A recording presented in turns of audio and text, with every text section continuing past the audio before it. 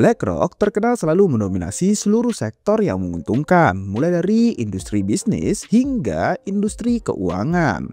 Perusahaan manajemen aset ini memiliki lebih dari 10 triliun dolar aset yang dikelolanya. Ini menjadikan BlackRock perusahaan manajemen aset terbesar di dunia.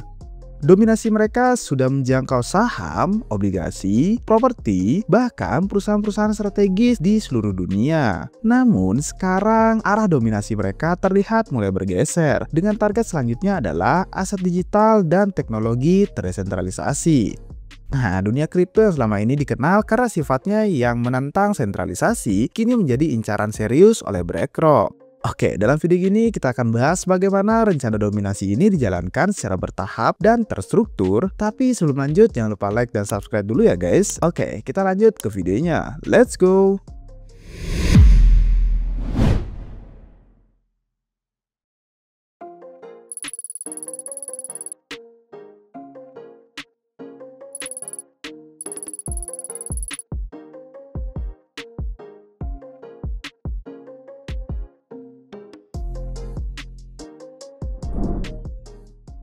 Surat tahunan Larry Fink.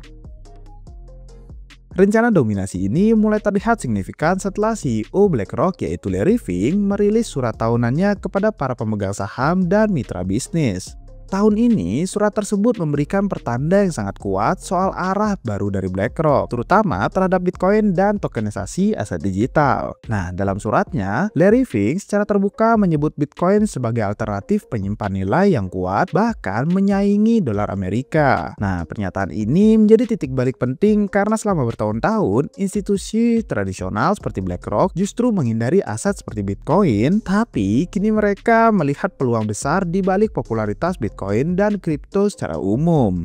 Larry Fink juga menyoroti pentingnya tokenisasi aset. Ia menyebutkan bahwa masa depan sistem keuangan akan bergantung pada efisiensi dan transparansi yang ditawarkan oleh teknologi blockchain. Nah, dengan kata lain, BlackRock ingin menjadi pendukung utama dari sistem baru ini. Tapi yang mencurigakan, nampaknya dukungan ini bukan hanya karena mereka ingin merangkul teknologi desentralisasi, melainkan mereka juga ingin menguasai keuntungan yang bisa datang jika kripto dan tokenisasi benar-benar menjadi sistem utama di kemudian hari. Hal ini disebabkan BlackRock sudah mulai menanamkan modal dan memutarkan uangnya di aset-aset yang berhubungan dengan teknologi tersentralisasi.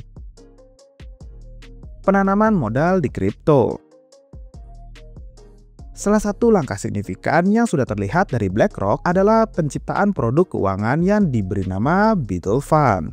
Dana ini adalah salah satu bentuk tokenisasi aset dari dunia nyata, termasuk aset tradisional yang dikelola langsung oleh BlackRock dan disimpan di blockchain publik. Nah, menurut data dari Blockbits, dana Beetle milik BlackRock ini sekarang telah mencapai hampir 2 miliar dolar, di mana itu angka yang cukup signifikan secara umum ya, namun masih lebih kecil dari aset total yang dikelolanya, yaitu sekitar 10 triliun hingga 11 triliun dolar. Nah, dengan memindahkan sebagian aset kecilnya ke blockchain, mereka sedang menguji efisiensi sistem dan respon pasar terhadap produk-produk semacam ini. Nah, secara tidak langsung mereka menggunakan strategi first mover.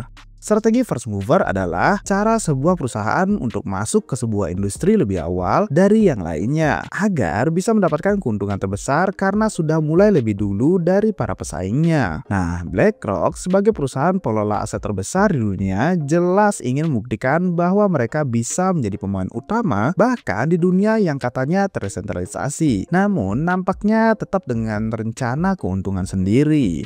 Ditambah lagi, saat ini dominasinya semakin diperkuat dengan kepemilikan aset digital yang tercatat oleh Arkham Intelligence telah mencapai hampir 50 miliar dolar. Nah, aset terbesar di portofolio BlackRock saat ini adalah Bitcoin yang dimana senilai 45 miliar dolar. Jadi secara menyeluruh, sangat jelas bahwa BlackRock tidak hanya sedang mencoba, tapi sedang merencanakan dominasi baru di sektor industri yang masih tergolong baru ini. Ekspansi produk BlackRock. Langkah dominasi BlackRock tidak terbatas hanya membuat produk dan investasi saja. Namun, mereka juga meluncurkan beberapa produk tradisional namun pada blockchain. Nah, yang menariknya, mereka tidak hanya fokus di Amerika Serikat saja, karena mereka juga mulai menyiapkan ekspansi produk digital ke berbagai wilayah di dunia. Salah satunya adalah peluncuran berbagai ETP dan ETF Bitcoin ke pasar internasional, termasuk di Inggris, Uni Eropa, dan dalam waktu dekat ke Brazil.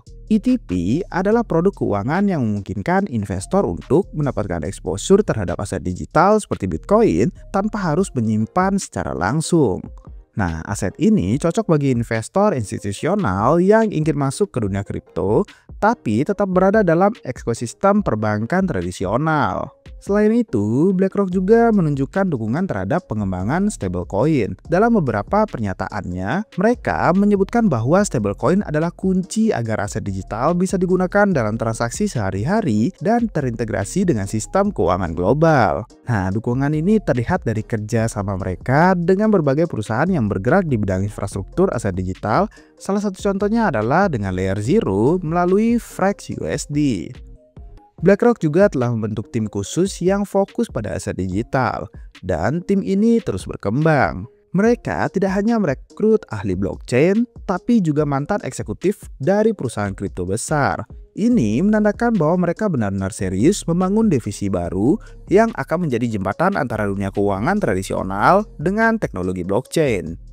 Nah, semua ini menunjukkan komitmen mereka untuk mendominasi pasar. Namun, secara tidak langsung menambahkan dukungan likuiditas mengingat besarnya dana yang mereka miliki. Dominasi BlackRock. Nah, dari kalian banyak yang bertanya pasti, mengapa BlackRock sangat agresif dalam masuk ke kripto? Jawabannya bisa dilihat dari pola lama yang selalu mereka terapkan. Setiap kali ada kategori aset baru yang menarik perhatian publik, BlackRock akan masuk, membelinya, menguasai, dan pada akhirnya mendominasi. Hal ini pernah terjadi pada saham teknologi, obligasi hijau, real estate, hingga sektor energi. Sekarang mereka melihat peluang yang sama di kripto dan tidak mau tertinggal.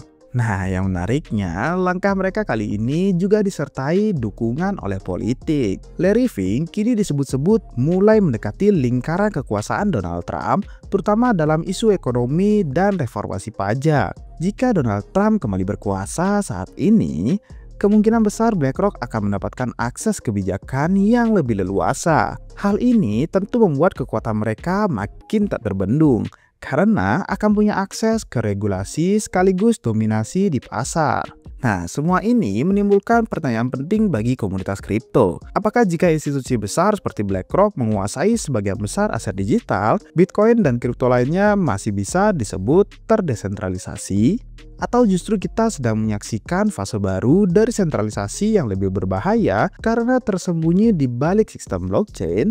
Oke, gimana pendapat kalian guys? Tolong tuliskan di komentar ya. Nah, dengan semua langkah besar yang telah diambil, BlackRock tidak lagi sekedar menonton dari pinggir. Mereka sudah mulai membangun fondasi untuk menguasai dunia kripto, sama seperti yang mereka lakukan di sektor keuangan lainnya. Tentu tidak semua hal dari dominasi BlackRock bersifat negatif. Bagi sebagian investor, mengikuti langkah institusi besar bisa menjadi strategi yang masuk akal. Tapi penting untuk tetap melakukan analisis sendiri dan tidak sekedar FOMO ya guys. Oke, mungkin sekian aja untuk video hari ini. Semoga menambahkan wawasan kalian ya guys. Jika kalian merasa video ini bermanfaat, tekan tombol like-nya dan tombol subscribe. Jangan lupa share juga ke teman-teman kalian. Oke, sekian aja video hari ini. Sampai jumpa di video selanjutnya. Cheers!